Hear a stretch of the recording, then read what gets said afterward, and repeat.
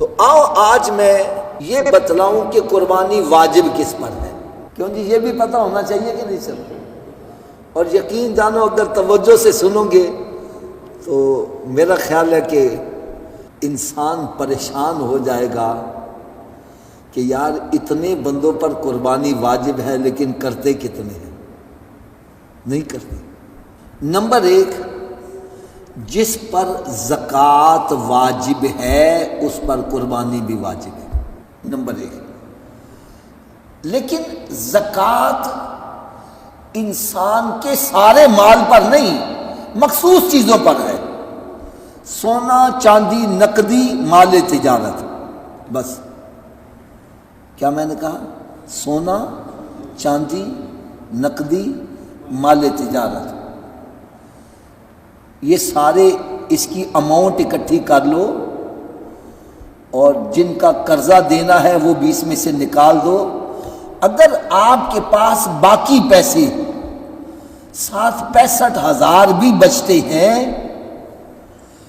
یعنی 60-65 کی 52.5 تولے چاندی خریدی جا سکتی ہے، تو آپ پر زکوٰۃ بھی واجب ہے، قربانی بھی واجب ہے۔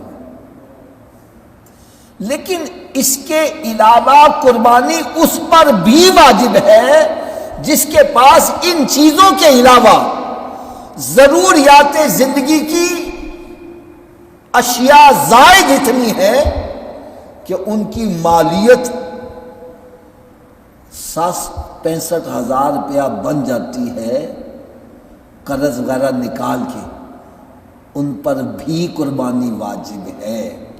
میں پھر عرض کر دوں، ایک بندے کے پاس اتنے پیسے نہیں کہ اس پر زکوٰۃ واجب ہو، زکوٰۃ نہیں واجب، لیکن اگر اس کے پاس گھریلو استعمال کا سامان جو ہے، گھریلو سامان، وہ زائد اتنا موجود ہے۔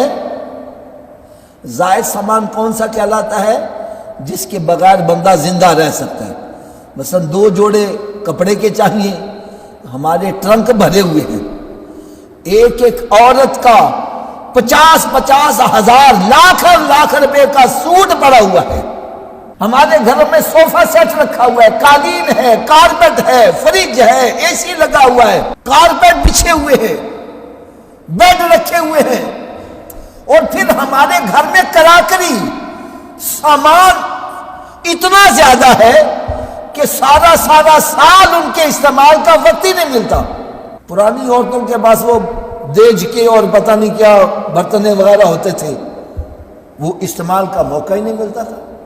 یہ ضروریات زندگی سے زائد سامان ہے۔ اگر ایک بندے کے پاس زکوٰۃ کے لیے نہیں ہے، اس کے پاس زکوٰۃ فرض نہیں ہے، اس کے پاس سونا چاندی نقدی نہیں ہے، لیکن اس کے باوجود اس کے پاس زائد سامان اتنا موجود ہے کہ اس کی مالیت اتنی بن جاتی ہے کہ اس کی مالیت 50-60 ہزار روپیہ بن جاتی ہے۔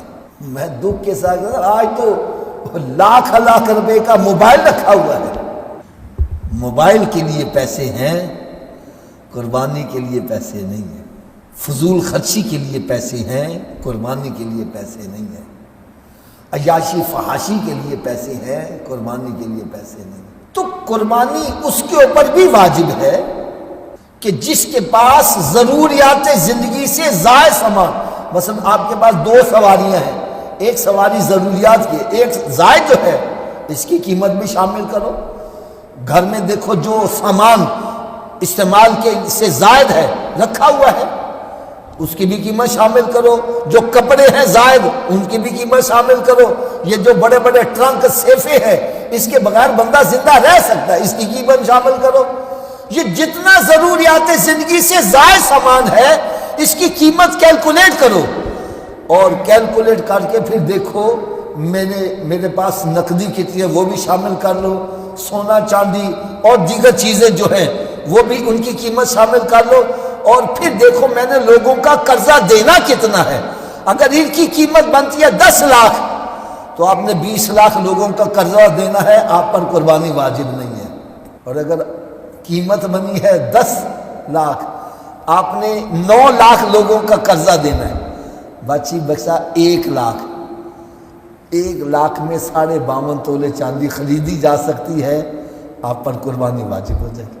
اب اس حساب سے دیکھا جائے تو یار کتنے بندے ہیں جن پر قربانی واجب ہے اور کون کون کر رہا ہے؟